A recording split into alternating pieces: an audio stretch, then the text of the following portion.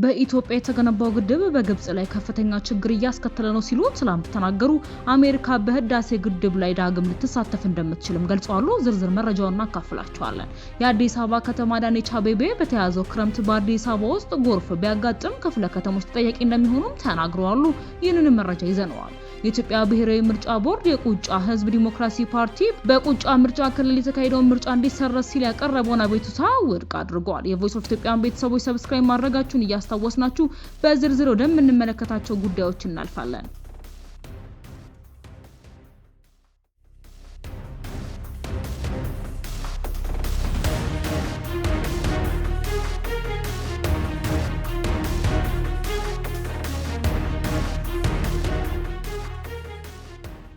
በኢትዮጵያ የተገነባው ግድብ በግብጽ ላይ ከፍተኛ ችግር እያስከተለ ነው ሲሉ ትራምፕ ተናግረዋል። አሜሪካ በህዳሴ ግድብ ላይ ዳግም ልትሳተፍ እንደምትችልም አያይዘው ገልጸዋል።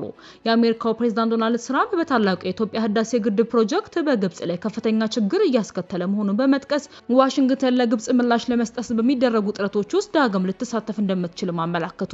በፈረንሳይ እየተካሄደ ባለው የቡድን ሰባት ጉባኤ ጎን ለጎን ከግብፁ ፕሬዝዳንት አብዱልፈታህ አልሲሲ ጋር በጋራ በሰጡት መግለጫ ትራምፕ በህዳሴ ግድብ ውዝግብ ዙሪያ ግብጽ በጣም ኢፍትሃዊ በሆነ መንገድ ተስተናግዳለች ያሉ ሲሆን የናይል ውሃ ጉዳይ ሁለቱ መሪዎች ከሚወያዩባቸው ዋና ዋና አጀንዳዎች አንዱ መሆኑንም አያይዘው ጠቁመዋል።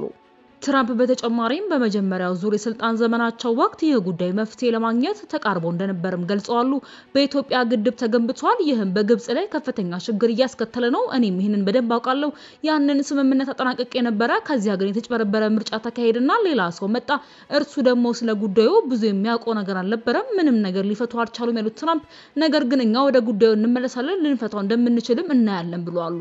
ፕሬዝዳንት አልሲሲ በበኩላቸው ትራምፕ ግብጽ ስለ ግድቡ ያላትን ስጋት በመረዳታቸው ምስጋናቸውን አቅርበዋል።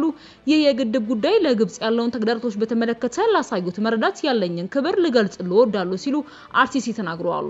በኋላም የግብጽን የውሃ ደህንነት መብት እንደሚደግፉ ሲጠየቁ ትራምፕ በእርግጥ ግብጽን እደግፋለሁ፣ እርሱ ከመጀመሪያው ቀን ጀምሮ ጓደኛዬ ነው ሲሉ ምላሽ ሰጥተዋል።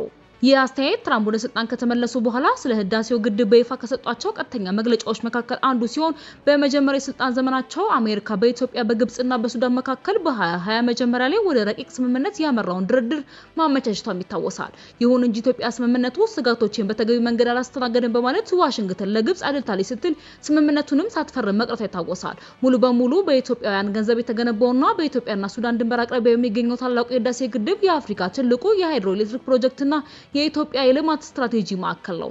ግብጽ ግድቡ በውሃ ደህንነቷ ላይ አደጋ እንደሚያስከትል በተደጋጋሚ ብትገልጽም ኢትዮጵያ በበኩሏ ፍትሃዊ የውሃ ተጠቃሚነት መርህ እንደምትከተልና ፕሮጀክቱ ለኃይል ማመንጫ እጅግ አስፈላጊ ከመሆኑ በላይ በታችኛው ተፋሰስ ሀገራት ላይ ጉልህ ጉዳት እንደማያደርስም በተደጋጋሚ አረጋግጣለች። ትራምፕ አሁን የሰጡት አስተያየት ወደ ስልጣን ከተመለሱ በኋላ በህዳሴው ግድብ ውዝግብ ዙሪያ በተደጋጋሚ ሲያንጸባርቅ ከነበረው አቋም ጋር የሚጣጣሙ ናቸው። ከመስከረም ወር 2025 በቨርጂኒያ በተካሄደው የአሜሪካ ኮርነር ስቶን ኢንስቲትዩት መስራቾች ራት ላይ ለታዳሚዎች በሰጡት ማብራሪያ ግድቡ በናይል ውሃ ላይ የሚያሳድረውን ተጽዕኖ ለግብጽ ትልቅ ችግር ሲሉ የገለጹት ትራምፕ ኢትዮጵያ በዓለም ላይ ትልቁን ግድብ መገንባቷን በመጥቀስ በታችኛው ተፋሰስ ሀገራት የውሃ ፍሰት ላይ ያለውን ተጽዕኖም ጠቅሰው ነበር። በተጨማሪም የህዳሴን ግድብ እንደ ህንድ፣ ፓኪስታን፣ አርሜኒያና አዘርባይጃን፣ ኮሶቮ፣ ሰርቢያ እንዲሁም እስራኤልና ኢራን ካሉ ዋና ዋና ዓለም አቀፍ የውጥረት ነጥቦች ጋርም መድበውታል። እንደ አውሮፓውያን አቆጣጠር በጥር 2026 ትራምፕ ጉዳዩን ይበልጥ ከፍ በማድረግ ለግብጽ ፕሬዝዳንት አብዱልፈታህ አልሲሲ በጻፉት ደብዳቤ ላይ የህዳሴው ግድብ አጀንዳዬ ነው ብለዋል። በዚህ ደብዳቤያቸውም በአሜሪካ የሚመራው የግብጽና የኢትዮጵያ ድርድር ዳግም ለመጀመር ፍላጎት እንዳላቸው ገልጸው ናይል ውሃ ድርሻን ጥያቄ ለአንድና ለመጨረሻ ጊዜ በኃላፊነት ለመፍታት በአሜሪካ የሚመራውን የግብጽና የኢትዮጵያ ድርድር ለመጀመር ዝግጁ መሆናቸውን አስታውቀዋል። ሆኖም ይህ ውዝግብ በግብጽና በኢትዮጵያ መካከል ወደ ከፍተኛ ወታደራዊ ግጭት እንዳያመራ ማስጠንቀቀዋል። የአዲስ አበባ ከተማ አስተዳደር ከንቲባ አዳነች አቤቤ በተያዘው ክረምት የጎርፍ አደጋዎች አጋጥመው ሰውና ንብረት ላይ ጉዳት ቢያደርሱ ከማንም በላይ ክፍለ ከተሞች ተጠያቂ እንደሚሆኑ አስጠነቀቁ። ከንቲባዋን ይህን ማስጠንቀቂያ ያስተላለፉት የአዲስ አበባ ከተማ አስተዳደር የ90 ቀናት መሪ እቅድ የውይይት መድረክ ላይ ነው።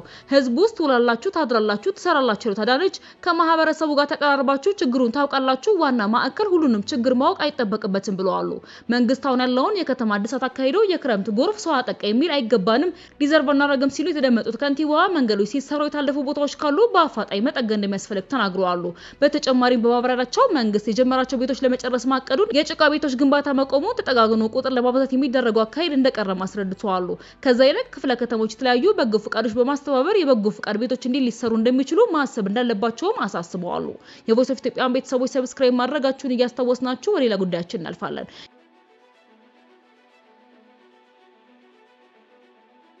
የኢትዮጵያ ምርጫ ቦርድ የቁጫ ህዝብ ዲሞክራሲ ፓርቲ በቁርጫ ምርጫ ክልል የተካሄደው ምርጫ እንዲሰረዝ ሲል ያቀረበውን አቤቱታ ውድቅ አደረገ። ቦርዱ የፓርቲውን ጥያቄ ሳይቀበለው የቀረው ቅሬታው በቂ ማስረጃ ባለመደገፉ ነው ብሏል።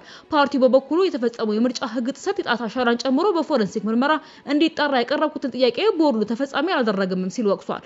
የቅሬታው መነሻ በቁጫ ምርጫ ክልል የምርጫ ህግን የተላለፉ የመራጮችን ነጻነትና ሚስጥራዊነትን የጣሱ ድርጊቶች ተፈጽመዋል የሚል ሲሆን በዚህም ምክንያት በቁጫ ምርጫ ክልል የተካሄደው ምርጫ እንዲሰረዝ ሲል ነበር ፓርቲው ጥያቄውን ለቦርዱ ያቀረበው።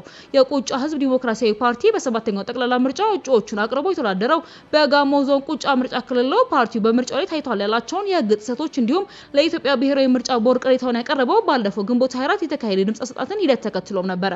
ምርጫ ቦርድ ያሳለፈው ውሳኔ እንዳልተቀበለ የጠቀሰው ፓርቲ ጉዳዩን ወደ መደበኛ ፍርድ ቤት እንደሚወስደው አስታውቋል። የቮይስ ኦፍ ኢትዮጵያን ቤተሰቦች ለዛሬ ያዝንላችሁ ዘገባዎች እነዚህን ይመስሉ ነበር። በሌሎች አዳዲስ ወቅታዊ መረጃዎች ዳግም እስክንገናኝ ድረስ በደህና ቆዩ።